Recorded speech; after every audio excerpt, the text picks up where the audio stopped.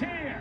Born in 98, the Diamondbacks are champions of the West in 1999. Diamondbacks fever. Now, ladies and gentlemen, introducing the starting lineup for your Arizona Diamondbacks. And here's the pitch. These are the days when the Diamondbacks play. Ready to make their mark today. Oh, these are the times when the Diamondbacks shine. Just watch, and it will blow your mind. It's called Diamondbacks fever.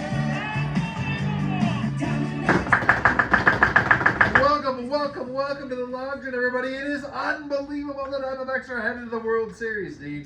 It is unbelievable. I mean, it's unquestionably one of the craziest things I've seen in sports as far as what's going on right now. It really is. A team that you didn't maybe expect to make it to the playoffs, not only makes it to the playoffs, wins 3 incredible series, and here we are facing the Texas Rangers for the World Championship. It's going to be fun. Gonna be awesome. Where should we get it started, D? We should probably start with Cardinal talk. Did they win? Who did they play? Did they play? Is this a bye week? I don't. I don't know. I can't focus on the Cardinals. We're going to the World Series. It's been crazy. You know, the thing is out there is that there's. I want to address it. You know, because it's been in the news, like the Mad Dog Russo thing, right? Like.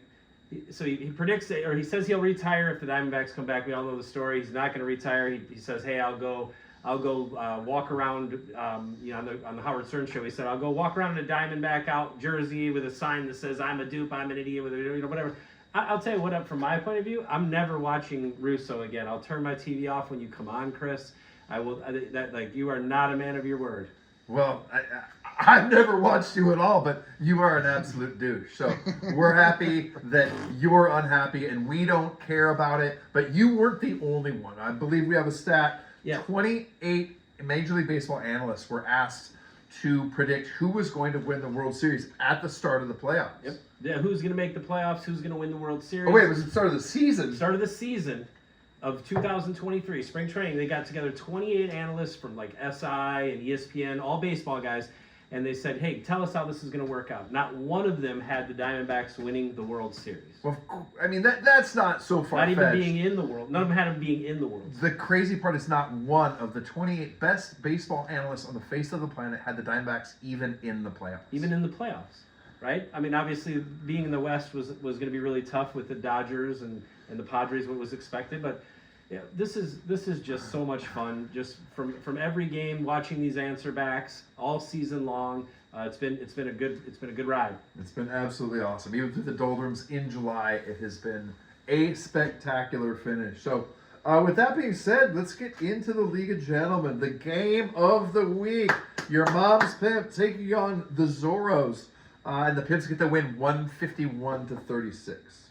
151. You know, but what this really reminds me of is games 6 and 7 of the NLCS. The real games of the week, probably. The real games of the week. So game 6, we go into Philly, all odds stacked against us. Basically, they're I don't know if you saw this, but they're putting up fencing throughout the downtown and greasing their light poles so those animals won't climb up them. And being like, "Hey, we're ready to celebrate. We're ready to go." But no, sir. Own game 6, 5-1. Of course, you all saw game 7. We went 4-2, and those animals were unhappy, breaking TVs, crying out of the game. Trey Turner sucks. I mean, and this game belongs to for me, really 3 people. Brendan fought for sure. That would a good start. But I'm going to give this game to Corbin Carroll, going 3 for 3, breaking out, plus the stolen bases. I'm also going to give a huge respect to Kevin Ginkel. Coming in the 8th inning, shutting down the lineup, knowing that you're facing right there. You're facing the 4, 5, and 6 hitters, right? So the 9th, you want Sewald to be set up for 7, 8, 9. We do not want to see Schwarber again.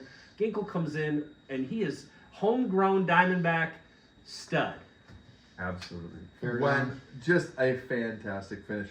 The second game of the League of Gentlemen season, the Fury defeat the Scoregasm 162-132. It is always disappointing to lose to the Fury, but not nearly as disappointing as it was to lose games 1 and 2 in the fashion that we did it.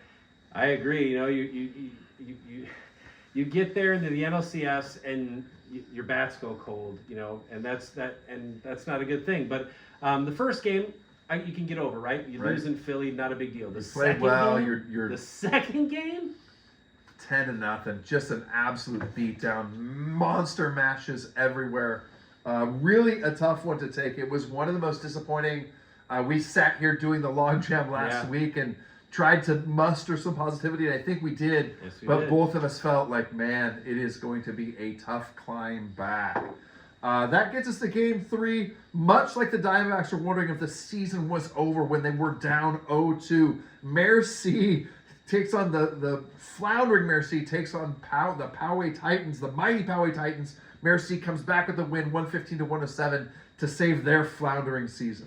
And really, this is about very similar to games 3 and 4 of the NLCS. Yep. You know, because Poway's offense has been unbelievable, and you saw the Phillies' offense in game 2 with the 10-0 win. But here comes Merci, who's resurrecting his career like the Diamondbacks did their chances to win the NLCS, and he held Poway down. And Two of the most electric games for the Diamondbacks I remember, and I remember a few electric ones back in the day, but just an incredible energy in the building. We take the first one 2-1, and then that 6-5 win in Game 4 was so big. Yeah, the bullpen game in Game 4 was really, you know, the Cattell walk-off in Game 3, that little center field shot, right? That was amazing, but the bullpen game, you got to give it to these guys. And this is the funny, okay, take what I just said. This bullpen won the game. Okay, And take move what I that just to said August. and move back like 45 To days June or 60 or days. to Great job bringing in Mike Hazen. Great job. Thompson. Seawald, of course, changed the scope and the trajectory for this team. Still some questions out there that we might get to later about not getting a 4-starter, but man, it is working so far.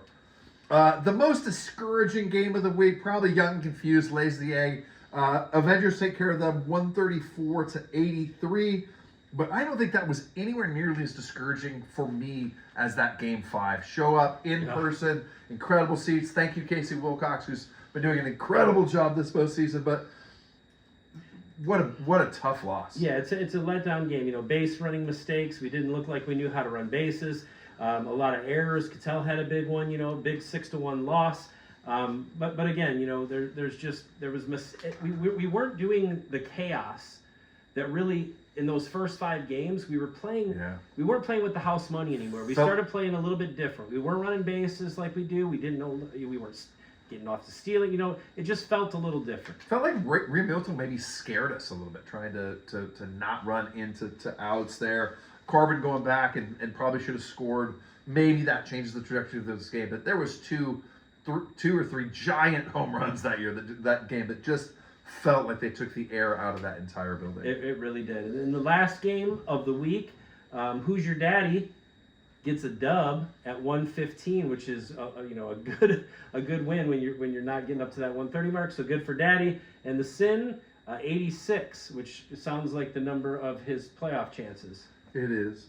It is. But honestly, who gives a shit? We are going to the World Series for the first time in 22 years, yes. Darren. God, it feels good! It does feel good. Enjoy it. Get your popcorn ready. Oh, yeah. Little D-Bag's favorite. There we go. Feels good to end the season with a D-Bag fever. As you can see, we have got D-Bag's fever here on the LOGJAM. Love it, love it, love it. Darren, what are some of your favorite parts about this 2023 Diamondbacks team? Some of my favorite things about them. Okay, well, I'm gonna give you just some quick stats about what this team is made of. Okay, and we call them the answer backs. We call them the grit, the don't give up, the always fight back, what rally backs, answer backs, whatever you want to call them. Let me just share something with you. These are stats from the NLCS series. All right, the Philadelphia Phillies. Let's say you didn't watch a game. Just cast your mind. You haven't seen a game. Okay, you didn't know what happened. You're not a baseball fan. Sure. Because you're weird. We got it. But anyway, the Philadelphia Phillies score 9 more runs in the series than the Arizona Diamondbacks. Oh. The Philadelphia Phillies hit 6 more home runs in the series than the Arizona Diamondbacks. Oh. The Philadelphia Phillies starting pitching pitches to a 2.42 ERA, whereas the Diamondbacks starting pitching pitches to a 4.12 ERA. Now, if you hear these stats, right, how are you not thinking, oh, it was a 6-game series? You know, Philly 1-6, Philly whatever it might be. But no, my friend. 1-5. No. Not so fast. The Diamondbacks win, and that's my favorite thing about this team, is that statistically, on paper, you could think you're better. They're going to outwork you. They're going to find a way. It's been a wonderful thing. You know what confuses me a little bit, Darren, and I got to be honest with you. Who's dancing on their own? I mean, the Phillies are on their own, but we're the only ones still dancing. Yeah, it is kind of weird. I'm getting you guys in your thing, and you guys are singing, and you're not alone, but now you are. And I would love to adopt this song, right? Because now we feel like we're still dancing, but I don't feel like it's right, and it's maybe a goocher to take somebody else's anthem. So well, maybe we'll figure that out by the end of the show. That sounds good. We'll come up with maybe a song that is more representative of the Arizona Diamondbacks. A couple of my favorite things, and sometimes your favorites, there's a little give and take there. I wanted Brandon Pfaadt to pitch much longer than he did in each of his last 3 starts, but you got to give credit to Torey Lovullo, man. Yep. He has a plan going into this. The whole coaching staff has a plan of what we're going to do, how we're going to approach these games, and it has been fantastic. It really has. You know, there's been the booing when you took out Pfaadt, right, Yeah. in the early game. There's been questionable pull from the last start. You're sometimes wondering how long can Tommy Pham stay in there? Where's Alex Thomas? There's all kinds of things, but every button he's pressing seems to be working. Okay, I will say one, if I'm going to be hypercritical. Sure. Sal Frank. Solveig was incredible for Milwaukee and the Dodgers. Like the guy has earned a spot out there. I know the walks hurt, but you know what? Thompson was able to pick him up, and here we are. Here we are. I'm just, a negative person, so what the fuck, Sal Frank? I had one quick note that you were talking about there. If you were to tell me at the start of the series that Kelly and Gallen would pitch 4 games and we would win one of them, is it even possible we could have won this series? That's the point that we're making here, is how much fun this is, how special this is. This isn't like watching the Phoenix Suns blow a Game 7 by 30 points and break. This is special. This isn't a team that was supposed to be here. I know we've said that, but watching this kind of baseball has been a lot of fun. So it's been awesome. Let's get you to next week's games in the League of Gentlemen. What we think might be the game of the week: the Avengers 5-2 traveling into Poway 3-4. Who are we kidding? Game of the week: the Diamondbacks and Zach Gallen in the 17-9 record traveling to Dallas to take on Nathan Eovaldi and his 12-5 record. Yep, and I think this is where we need Zach Gallen to have one of those special games. You're not. This could be your last start, right? So it's got to be.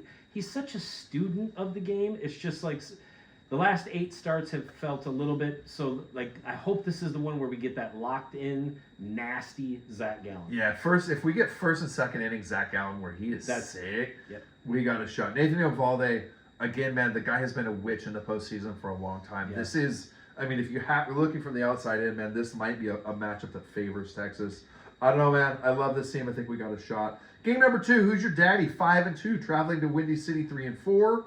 But we're all going to be paying attention to Merrill Kelly taking on Jordan Montgomery in Game 2. Absolutely. Game 2. I see this as the bigger. I know the Eovaldi start, but him being right-handed, I think we're able to kind of shift because of our good left-handed hitting and kind of have a better chance maybe there. But the Montgomery, the lefty, the start there, this is the one that really worries me. Kind of like Daddy at 5-2, should be a little bit worried about those 3-4 Windy City score guys. They should for sure. This feels like a game that probably the starters take care of business. We get into those middle innings, the 5th, the 6th, the 7th.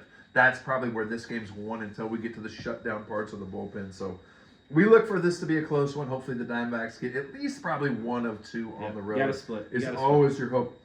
Third game of the week, Merci 3-4, traveling to the Fury, also 3-4 in the Battle of Native Ohioans. Native Ohioans here. I mean, let's be honest. It reminds me of a Game 3 matchup between Max Scherzer, ex-Diamondback, actually draft pick Diamondback, versus Brandon Pfaadt, who is now that rookie in the organization. I mean, we could talk about Fod for a minute. Another draft pick. The positions that this kid's been in, that has to pitch, game 1 against Milwaukee. He has to pitch the closeout game against the Dodgers. He has to pitch game 3 when we've lost 2 in a row, Philly and the NLCS, to stop the bleeding. Oh, and by the way, can you start game 7? He's got to head to South Philly and face Schwarber, Trey Turner. Like, man, just Bryce Harper. hats off. Absolutely. Oh, are we? No, Hats oh, off. okay, Yeah. okay, very good. Game number 4, the Zorros 4-3 traveling to the Cardinals Sin, who are 2-5. But in Game 4 of the World Series, this is going to be a matchup that maybe some diehard traditionalists would not be used to. The Texas Rangers have not announced their 4th starter. Could be Andrew Haney, Dave Dunning, Martin Perez. Could be anybody. And the Diamondbacks, tentatively, probably, going to be a bullpen game sitting up Joe Mantiply.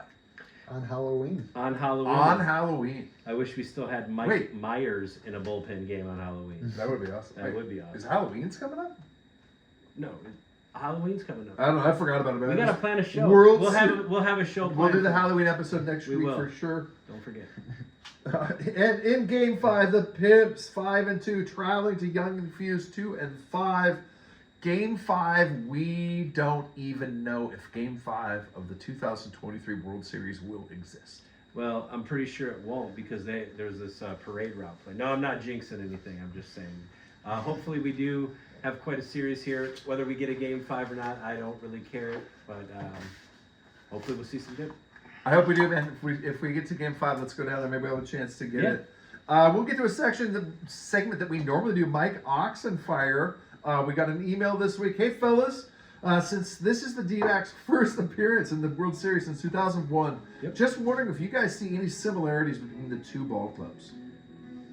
I mean, I'll go ahead and give one because I know you know a few of them. I'll let you get after, but the big one I see is like payroll, right? I mean, the 2001 Diamondbacks was an expensive team. It put us in debt for years to come. Yes, you'll take a championship, but it did hurt us for a while. So this team is built on Lincoln logs and pixie sticks, but as far as financially, I will tell you that Ken Kendrick and Jerry Colangelo aren't exactly on what they call speaking terms because of the long-term financial precarious situations that 2001 squad put into. Fair enough. But that team came back. As long as we're talking about differences, the team itself, that was an old, cagey veteran team. Yeah. This is a young, scrappy, energetic team. Yeah. I mean, you could probably go around the horn, right? First base, Mark Grace. First base, Christian Walker. Second base, Jay Bell. Council Ketel probably started a lot Marte. of those games versus Ketel Marte. Probably some That's of the true. closest comparisons right there are the scrappiness of Bell and Council to Marte. Yep. Perdomo versus Womack. Hey, that's an even one. Speed, light hitting. Third base, Matt Williams. Yeah, I don't care. He's a dinosaur, so you can name anybody you want. I mean, yeah. I mean, if you're talking about Who is it, Evan Longoria? 2008 Kevin Longoria, 2014 Current Evan Evan Longoria. Longoria, he's like 2 Yeah. years younger than Matt Williams was. Williams there. Center field. It's going to be Steve Finley, who was in the elder part of his career versus, whether it's Alec Thomas right now or whoever. or It's still, Corbin, these possibly. guys are 23. Left field, Gonzo. Left field here, Lord Scoriel, probably still younger. And then you go to right field and you get, go ahead. Corby versus Bautista, possibly. Or Reggie Sanders. Reggie Sanders. A little bit of a Rubio Durazo on occasion, And unfortunately. either way, Corbin Carroll. So it is very much a young team and old vets versus. That's a great point. And I think the advantage would go to the 2023 version behind the dish. Gavin Moreno's been an absolute witch and an underrated part of this team. Although Damian Miller played kind of the same role there. Stinnett not so much, but Sure, but Randy Johnson, Kurt Schilling versus Zach Allen, and we could go all over the place. that's one of the actual similarities right there. Zach Gallen and Merrill Kelly led this team in the regular season a lot like that Randy Johnson, Kurt Schilling thing did. Yeah, two front end starting kind of rotation. Yep. There's, two teams I think that both play the game the right way. Two very workmanlike teams. Yep. Certainly some similarities. One interesting coincidence between the two series, they are scheduled to be played on the exact same dates. The series opens on the 27th and 28th in Texas. The middle games, the 30th, the 31st, again Halloween and the Yep. 1st, And we get in November for the 3rd and the 4th. The 4th being the anniversary of that Diamondbacks championship. So Exactly right. The first being the anniversary of Derek Jeter's home run to become Mr. November. first game's in November. We get a full moon on November 1st. We get it on the 28th this year. Not exactly the same. In that season, the Seattle Mariners hosted the All-Star Game bowl season. Both seasons, yeah. In bowl seasons, George W. Bush was scheduled and or will throw out a first pitch during the series. Wow. And also, a starting pitcher for both teams, both Diamondbacks versions of teams, killed a bird during spring training. A starting pitcher kills a bird during spring training for the 01 Diamondbacks and the 23. Yeah, Randy Johnson this is and getting Zach weird. Gallen in- This is getting weird. So in 2001, the Diamondbacks are the world champions. Darren, what happens in 2023? I mean, I love the fact that we continue to be the underdog. I mean, I'll take the Diamondbacks. Give me the Diamondbacks in 6. Diamondbacks in 6. I don't know. I don't know if I can make a prediction here. I'm going to have to think about. Well, I mean, I'm saying that as a fan, but I mean, if we're going on record here for like points for the show and stuff, I'm going to reserve the right to yield to you. Yeah, I'm not. I don't know where he is.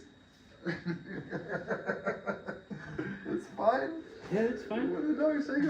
Well, I think the Diamondbacks are going to win this. I'm taking the Diamondbacks in 7, just like in 2001. And I guess that's it. That's it. That is it. Hey, did we ever come up with a song? Are we still playing? Are we still standing? For the Diamondbacks? Yeah. We need an anthem, guys. And if you need to know while I'm still standing, you just fade away. Don't you know Speaking of things we need to come up with, better than I ever been? I think the pool is a pretty big thing. Feeling like a little kid. I think teams go ahead, jump in your pool if we win the series. Yeah, if we win a series, playoffs, World Series. If we win the World Series, I want to see videos of you in your full Diamondback gear and all your fans and family jumping in the fucking pool in the backyard. Let's go! Let's go D-backs!